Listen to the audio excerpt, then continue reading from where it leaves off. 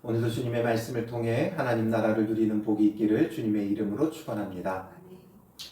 신명기 29장은 모압 언약이라고 했죠. 어떻게 보면 세 번째 설교의 핵심이에요. 하나님께서 이스라엘과 함께 다시 이 모압에서 언약을 갱신하는 부분이죠. 그래서 그 언약의 대상자들이 모든 사람임을 언급했었고, 그리고 이제 오늘 본문에서 14절에 보면 내가 이 언약과 맹세를 너희에게만 세우는 것이 아니라 하고 말씀하시죠. 너희에게만 세우는 것이 아니다. 즉 지금 당장 하나님 앞에 서 있는 이 언약의 장소에 있는 그들하고만 세우는 것이 아니라 오늘 우리 하나님 여호와 앞에서 우리와 함께 여기 서 있는 자와 또 오늘 우리와 함께 여기 있지 아니한 자에게까지니 말하고 있죠. 하나님의 언약은 꼭 그 당사자들만 말하는 게 아니에요. 하나님 앞에는 대표성의 원리가 있다고 그랬죠. 대표로 언약을 맺으면 모든 사람에게 유효한 거예요. 꼭 그 현장에 이스라엘 백성에게만 있는 게 아니라 이제 오고 오는 여러 세대 가운데 하나님의 백성들과 함께 맺은 언약이 되어진다라는 거죠. 하나님의 약속은, 하나님의 언약은 영원하고 영원까지 미치는 그런 약속이에요. 그래서 하나님께서 이 언약을 통해 무엇 하기를 원하신다 그랬어요? 바로 언약 관계를 맺으려고 하신다라는 거죠. 그래서 하나님의 백성을 삼아주시고 하나님은 그들의 하나님이 되어주시는 하나님과 그의 백성의 관계를 맺는 거예요. 그래서 하나님은 늘 하나님으로서의 그 감당해야 할 일들을 신실하게 늘 감당하고 계세요. 하나님으로서 그의 백성을 돌보고 인도하고 자비를 베풀고 은혜를 베풀고 사랑을 베푸신다라는 거죠. 그런데 문제는 백성들이 문제예요. 하나님의 백성답게 살지 않기 때문에 하나님께서 하나님의 백성답게 살 것을 지금 이 신명기의 말씀을 통해 말씀하고 계시는 거예요. 하나님의 백성답게 살아라. 그러면 내가 너희의 하나님이 되어 모든 은혜를, 모든 자비를 너희에게 베풀겠다. 그게 하나님의 언약이고 그것이 신명기의 말씀인 거예요. 근데 문제는 백성답지 못한 게 문제다라는 거죠. 그래서 18절에 보면 너희 중에 남자나 여자나 가족이나 집하나 누가 됐든지 오늘 그 마음이 우리 하나님 여호와를 떠나서 그 모든 민족의 신들에게 가서 섬길까 염려하며 독초와 쑥의 뿌리가 너희 중에 생겨서 앞에서 말한 것처럼 여호와를 떠나서 다른 신을 섬기는 그런 독초, 쑥의 뿌리 같은 사람들이 생겨난다면 그런 자들은 독초와 같고 쑥의 뿌리와 같아요. 그래서 이스라엘 백성에게 있으면 마치 뿌리가 남아 있어서 우후죽순으로 퍼져가는 이런 독초, 쑥, 이런 잡초 같은 그런 존재들이 있으면 어떻게 되겠어요? 급속히 퍼져나가는 거예요. 그래서 이 저주의 말을 듣고도 심중에 스스로 복을 빌어 이르기를 저주의 말, 순종하지 않으면 하나님께서 저주를 내리실 것이라는 것, 심판하고 멸하실 것이라는 이 저주의 말을 듣고도 심중에 스스로 복을 빈다는 거예요. 이게 말이 안 되잖아요. 하나님 앞에 불순종하고 있는데 하나님을 떠났고 우상을 숭배하고 있는데 그러면 하나님께서 저주를 내리실 것을 말씀하고 있는데 마음으로는 복을 빌고 있다는 거예요. 그건 말이 안 되죠. 하나님의 말씀을 올바로 들었다면 내가 지금 어디 가운데 있어요? 하나님의 심판과 저주 가운데 놓일 수밖에 없다라는 것을 깨달아야 되는데 오히려 그건 깨닫지 않고 그걸 회개치 않고 하나님 앞에서도 뭐하고 있다는 거예요? 복을 빌고 있다는 거죠. 이게 바로 누구의 모습이에요? 나의 모습이에요. 우리의 모습이에요.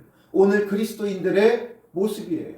성경은 오히려 더 많은 부분에 있어서 우리에게 죄로 인해 하나님의 심판과 저주가 멸망이 임할 수밖에 없다 말하고 있는데 그건 우리가 외면하죠. 그리고 복 주신다는 말씀만 우리가 취하고 있어요. 가게들마다 가보면 그래도 그리스도인인 곳, 교회를 다니는 사람들의 그 가게마다 뭐가 붙어 있어요? 축복의 성경 구절들이 꼭 하나씩 걸려 있어요. 내가 주님 앞에 어떤 모습인가는 보지 않고 우리는 그저 하나님의 축복의 말씀만 붙잡는 거예요.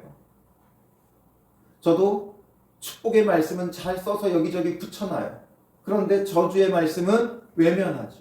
그게 바로 그리스도인들의 모습이고 오늘 우리의 모습이에요. 저주의 말을 듣고도 심중에 스스로 복을 빈다는 거죠.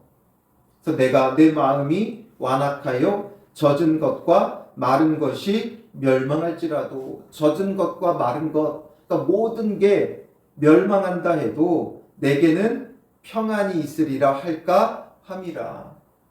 모든 게 멸망해도 나는 평안하다, 나는 구원받는다, 이렇게 말하고 있다는 거죠.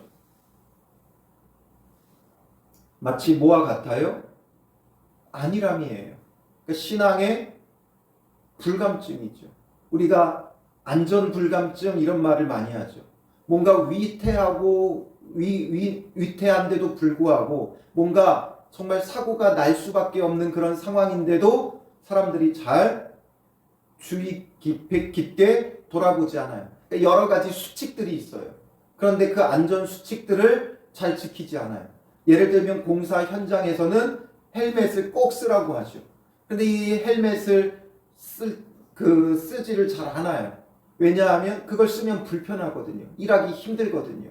그리고 당장 내 머리 위에 뭐가 떨어지는 것을 본 적이 없어요. 근데 위험하다는 건 알죠. 혹시나 저 위에서 어떤 공사 현장에서 공사 도구나 아니면 뭔가 물체가 떨어지면 다친다는 위험하다는 건 알지만 그러나 그런 게 수시로 떨어지는 건 아니거든요. 그러니까 아유 뭐 괜찮겠지 하면서 이런 헬멧을 벗어놓고 일하게 되어지는 거예요. 여러 가지 우리가 교통법규가 있지만 당장 사고들이 그렇게 수시로 일어난 게 아니니까 잘 하질 않아요. 예를 들면 안전벨트 같은 경우도 꼭 하라고 법으로 규정하고 있지만 당장 사고가 나지 않으니까 또 잠깐 움직이는 거니까 안 해요. 이런 것처럼 안전불감증처럼 우리가 신앙생활에 있어서 이런 신앙의 안전불감증이에요. 괜찮겠지. 왜 이렇게 되어져요? 우리가 당장 육적으로 평안하니까, 육적으로 큰 문제 없으니까, 그러니까 뭐 별일이야 있겠어 이러는 거죠. 그리고 내가 교회 다니고 있으니까, 내가 신앙생활 열심히 하고 있으니까, 그러니까 나는 복을 받겠지 하면서 복을 기대하는 거예요. 그러나 모든 사람이 죄인이고 우리 스스로가 죄인인 것을 인식하고 깨닫잖아요. 그럼 그 죄를 회개하고 돌이키지 않을 때는 하나님께서 심판과 저주를 내리실 것을 우리는 성경에서 보면서 그게 내 문제, 내게 임할 것이라는 것을 잘 생각지 않아요. 그건 아주 흉악한 죄를 범한 자들, 교회 안 다니고 주일 잘 빼먹고 또 열심히 하지 않고 이런 사람들, 또 아주 흉악한 죄를 저지른 사람들, 간음한 사람들, 또 살인한 사람들, 그런 사람들의 문제라고만 우리가 치부하고 나는 주님 앞에서 복 받을 사람이라고 생각하는 거죠. 맞아요. 하나님은 복 주시기 원하세요. 그런데 우리가 복의 자리로 가야 되는데 복의 자리로 가지 않고 심판과 멸망의 자리에 앉아 있으면서 복이 오겠지, 복 주시겠지 이러고 있으면 안 되는 거죠. 그러니 지금 정확히 오늘 그리스도인들의 모습, 오늘 신앙인들의 모습을 꼭 집어서 이야기하고 있는 거예요. 저주의 말을 듣고도 심중에 스스로 복을 빌어라는 거죠. 그래서 내게는 평안이 있으리라. 신앙적으로, 영적으로 완전히 무뎌져 있고 무감각해져 있는 거예요. 왜냐하면 신앙생활 잘하고 있다 생각하고 있기 때문이죠. 내가 교회 잘 다니고 있다라는 거죠. 내가 열심히 봉사하고 있다라는 거예요. 내가 열심히 기도하고 있다는 거예요. 그러나 우리의 존재가 어떤 존재인가를 보지 않는 거죠. 우리의 모습이 죄인이라는 것을 보며 회개하고 돌이키지 않는데 어떻게 하나님께서 복을 주시겠어요? 우리가 회개하고 돌이켜 주님 앞에 나와야 되는 거죠. 이런 우리에게 이렇게 안전불감증처럼 신앙의 안전불감증, 안일함, 또 이런 무뎌진 우리의 신앙은 늘 주님 앞에서 복을 구하고 있어요. 그런 우리에게 뭐라고 말씀하세요? 20절에 여호와는 이런 자를 사하지 않으실 뿐 아니라 그 위에 여호와의 분노와 질투의 불을 부으시며 또 이 책에 기록된 모든 저주를 그에게 더하실 것이라. 여기서 끝나지 않죠. 여호와께서 그의 이름을 천하에서 지워버리시되 여호와께서 곧 이스라엘 모든 지파 중에서 그를 구별하시고 이 율법책에 기록된 모든 언약의 저주대로 그에게 화를 더하시리라. 너무나 무서운 말씀을 하시죠. 이 세상에서 지워버리겠다는 거예요. 또 모든 지파 중에서, 그러니까 즉 하나님의 백성 중에서 그를 구별해 내버리겠다는 거죠. 이 율법책에 기록된 모든 언약의 저주대로 그에게 화를 더하실 것이다. 그런데 우리가 그냥 안일하게 구원받겠지, 하나님이 복 주시겠지, 마냥 이렇게 기대하고만 있을 것이냐라는 거죠. 말씀 앞에서 우리 자신을 아주 냉철하게 직면해야 돼요. 우리는 자기 자신에게 너무나 관대하죠. 말씀 앞에서 정말 내 모습을 직면해야 돼요. 내가 어떠한 모습인가? 내가 주님 앞에 정말 하나님 백성다운 모습인가?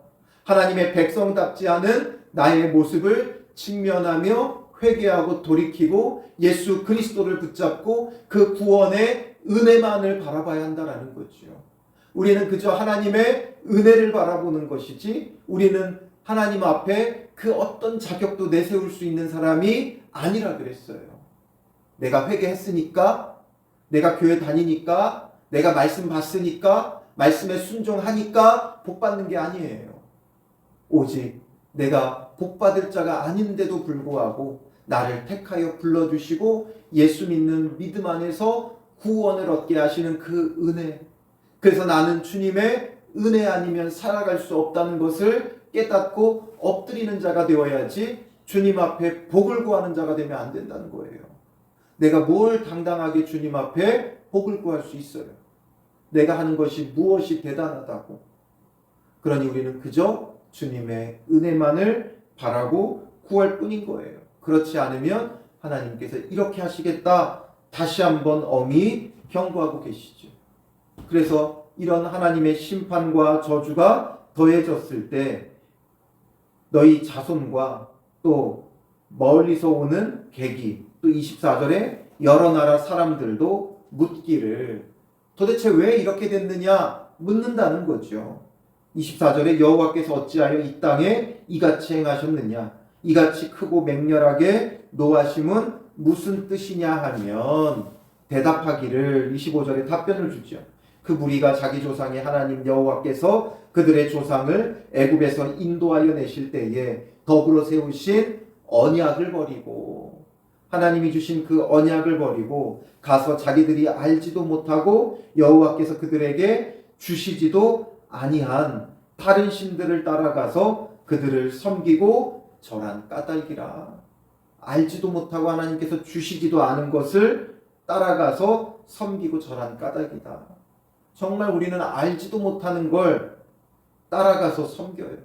도대체 그게 무엇인지 아무 의미 없는 것인지도 모르고 섬겨요. 예를 들자면 그런 거죠. 요즘 우리나라의 할로윈데이 알지도 못하는 다른 나라 외국 문화를 따라해요. 뭔지도 몰라요. 그게 귀신을 섬기고 우상을 섬기는 건지도 모르고 하는 거예요.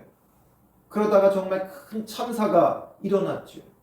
그런데도 깨닫지 못해요. 알지 못하는 걸 따라가 하나님께서 징계했다는 걸 몰라요. 그러니까 뭔가 회개하거나 반성하거나 이제 그런 것을 그쳐야 한다는 걸 모르죠. 거기에 참석한 자들을 비난하려고 하는 것이 아니라 이런 것들을 통해 좀 깨닫는 바가 있어야 되는데 깨닫지 못해요. 그냥 단순히 안전 문제, 정부가 이걸 제대로 대책했느냐, 경찰이, 공무원들이 제대로 대처를 했느냐, 이런 것만 따져 묻고 책임만 묻고 또 그래서 이런 문제가 다시 일어나지 않기만을 강구해요.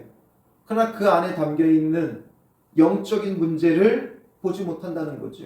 하나님이 주시는 메시지를 보지 못해요. 그러니까 또 안일하게 또 뭔가 잊혀져 가니까 또다시 할로윈만 오면 그런 일들을 사람들은 버리죠. 무엇인지도 모르고 따라하는 것들이 너무나 많아요. 우리가 주님 앞에서 정말 올바른 믿음과 신앙을 갖지 못하면 엉뚱한 것을, 알지도 못하는 것을 우리도 모르게 섬기고 따라한다는 거죠. 그리고 교회 안에도 그런 풍습이 너무나도 많이 들어와 있어요. 기복주의적인 그런 풍습들이 너무나도 많이 들어왔다는 거죠. 그래서 이런 것들을 우리가 깨달아야 돼요. 정말 주님 앞에서 비나이다 비나이다 하는 이방 종교와 같은 행태가 교회 안에 너무나 많이 들어와서 기복주의적인 신앙생활을 하죠. 물론 하나님은 복 주시는 하나님이에요. 그런데 세상적인 복이 목적이 되어 있는 신앙생활하고는 완전히 다른 거지요. 하나님이 은혜를 베풀어 주시는 것, 그 은혜를 복으로 여기는 것과 세상적인 복을 하나님 앞에 구하며 전혀 회개치 않고 열심히만 하고 있는 그런 신앙생활하고는 완전히 다른 거지요. 그러니 그러다가 이만 하나님의 진노임을 가르치라는 거예요. 오늘날 교회가 위기고 문제다 말은 많이 하죠. 그런 것에 대해서 물어본다면 뭐라고 답하겠어요? 그동안 우리가 기복주의적으로 신앙생활한 결과다. 이것을 말하고 가르쳐야 되는 거죠. 그러니 우리는 주님의 말씀 앞에서 정말 회개하며 돌이키며 주의 은혜 아래 머무르는 자가 돼야 함을 가르쳐야 하는 거죠. 27절에 이러므로 여호와께서 이 땅에 진노하사 이 책에 기록된 모든 저주대로 재앙을 내리시고 여호와께서 또 진노와 격분과 크게 통한하심으로 그들을 이 땅에서 뽑아내사 다른 나라에 내던지심이 오늘과 같다 하리라 말하는 거죠. 하나님께서 완전히 뽑아내셨다는 거예요. 가나안 땅 하나님께서 약속의 땅을 주셨지만 그 땅에서 뽑아내서 다른 나라에 내던지셨다. 아수르에, 바벨론에, 로마에 내던지시는 거죠. 그러면서도 말씀하시는 게 뭐예요? 감추어진 일은 우리 하나님 여호와께 속하였거니와 나타난 일은 영원히 우리와 우리 자손에게 속하였나니 이는 우리에게 이 율법의 모든 말씀을 행하게 하심이니라. 감추어진 일과 나타난 일을 말하죠. 감추어진 일은 하나님의 섭리 안에 들어있는 모든 일들이에요. 우리가 미처 다 알 수 없는 하나님의 구원의 일들이지요. 하나님의 구속사예요. 뭐라고 딱 특정할 수 있는 것이 아니라 하나님의 구원하시는 그 섭리, 감추어진 하나님의 비밀이에요. 그걸 신약에서 뭐라 그래요? 만세와 만대로부터 감추어졌던 일인데 이제 우리에게 드러났다. 바로 예수 그리스도를 통해 하나님께서 주시는 구원의 일들이죠. 이건 여호와께 속한 거예요. 그러니 구원은 여호와께 속하였기에 우리가 어떻게 해서되는 게 아니라 하나님의 절대적인 주권 아래 이루어지는 거예요. 그리고 나타난 일은 뭐예요? 나타난 일은 하나님의 뜻이 드러나 있는 뭐예요? 바로 율법이에요. 지금 드러나 있는 이 율법의 말씀들이에요. 온전히 순종하면 구원해 주실 것이고 순종치 않으면 심판을 내리실 것이라는 우리에게 계시하여 주시고 나타내 준 일들, 이것이 영원히 우리와 우리 자손에게 속하였다. 즉 이 율법은 우리에게 속하였다. 즉 이 율법을 따라 우리가 순종하면 구원의 은혜를 누리지만 순종치 않으면 심판과 멸망을 받는다는 건 우리에게 속한 거예요. 그건 우리에게 달려있는 거예요. 우리가 정말 주님 안에서 회개하며 순종하는 자가 되느냐 아니면 순종치 않고 심판과 멸망과 저주에게 놓일 것이냐, 그건 우리에게 놓인 거예요. 그런 가운데 하나님의 그 감추어진 일을 우리에게 나타내신 것이 바로 예수 그리스도예요. 그러니 예수 그리스도를 통해 구원의 은혜를 베푸시는 하나님을 바라봐야 되는 거죠. 이는 우리에게 이 율법의 모든 말씀을 행하게 하심이니라. 바로 이 감추어진 일과 나타난 일을 통해 결국에는 율법의 모든 말씀을 행하게 하십니다. 본래는 우리는 이 율법을 통해 저주받을 존재지만 감추어진 하나님의 그 비밀스러운 구원의 일들을 통해 은혜를 베풀며 그래서 그 예수 그리스도를 통해 회개하며 다시금 율법의 모든 말씀에 온전히 순종하여 행하게 하시는 것이다라는 거죠. 이것 자체가 놀라운 은혜예요. 하나님께서 감추어진 일을 그냥 감춰만 두시면 우리는 율법을 통해 모두가 멸망해야 될 사람들이에요. 그러나 그 가운데도 감추어진 일, 예수 그리스도의 구원의 일들이 있어서 은혜를 베푸신다는 거죠. 그러니 율법에 속하여 우리는 죄와 저주 가운데 놓인 자임을 바라보고 그 예수 그리스도를 믿고 구원의 은혜 가운데 나아가 그것으로 끝이 아니라 예수 믿어 구원받았다 끝이 아니라 구원받았기에 이제 백성답게 이 율법의 모든 말씀을 행하는 자가 되어져야 되는 거예요. 그래서 우리에게 지금 이런 말씀을 신신당부하고 계실 때 우리는 어떻게 해야 되겠어요? 말씀을 깨닫는 마음, 보는 눈, 듣는 귀가 있어야 되는 거예요. 그래서 말씀을 온전히 깨닫고 우리가 마냥 기복적인 신앙에 놓여 있을 것이 아니라 정말 예수 그리스도를 통한 구원의 은혜로 인해 회개하고 돌이키고 온전히 순종하는 자가 되어지는 믿음의 사람들이 되시기를 주님의 이름으로 축원합니다. 기도하겠습니다. 살아계신 아버지 하나님, 우리가 신앙의 안전불감증에 빠져서 열심히 교회 다니고 신앙생활하고 있으니 평안이 있을 것이다, 복 주실 것이다, 심중에 복을 빌고 있는 기복적인 우리의 모습을 다시 한번 직면하게 됩니다. 안일하게 복받을 것을 기대하고 있는 우리의 그 마음에 경종을 울리고 계시오니 우리로 하여금 깨닫게 하시고 깨어나게 하여 주시옵소서.